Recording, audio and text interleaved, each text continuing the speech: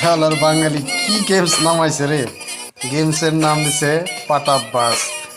এখানে নাসির পাটোয়ারি যখন মির্জা আব্বাসকে কামড়াতে আসে, মাথার উপরে আসে, তখন তিনি রাগে লাল হয়ে যায়।